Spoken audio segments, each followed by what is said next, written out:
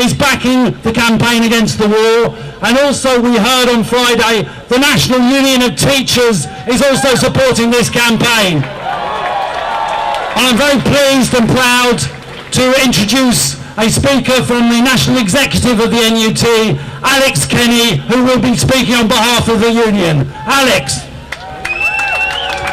Thank you, Chris, and thanks everyone for turning out today. I do bring you greetings on behalf of Christine Blower, the General Secretary, and Kevin Courtney, the Deputy General Secretary of the NUT, who are otherwise engaged today.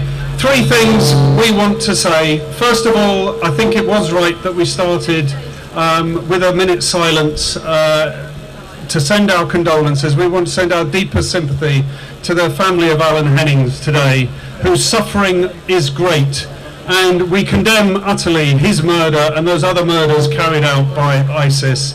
And we say what they are doing has nothing to do with the kind of world we want to build, has nothing to do with the kind of world we want to see in the Middle East. And everyone here should condemn that as we have done.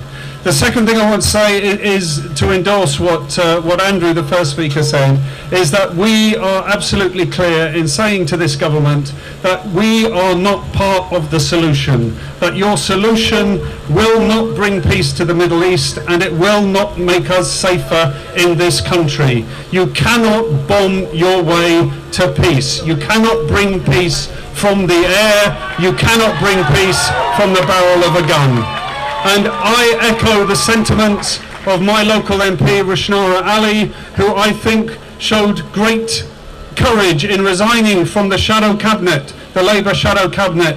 And in her letter to Ed Miliband last week, she said she fears that the bombing of Iraq will make us less safe in this country and will increase radicalization amongst young people, because they won't know where to turn to, they won't know where to look for the solutions. And that makes organisations like Stop the War all the more important in putting our alternative, in making clear that we see the solution in the Middle East as coming from the Middle East itself. You only have to look at the bombing of Libya, the bombing, as Andrew said, of those other countries. It hasn't brought about a solution, it hasn't brought about peace, it's brought about sectarianism, war and more murder.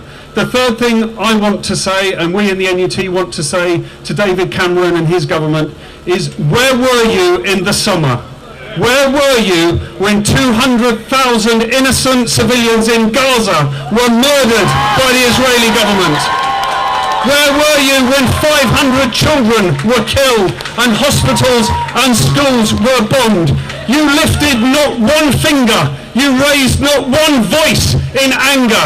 You did not threaten one sanction against the Israeli government. You didn't even say you would stop selling them arms. I charge you with hypocrisy in that act. You did not stand with the innocent in Gaza, and you should be charged with that.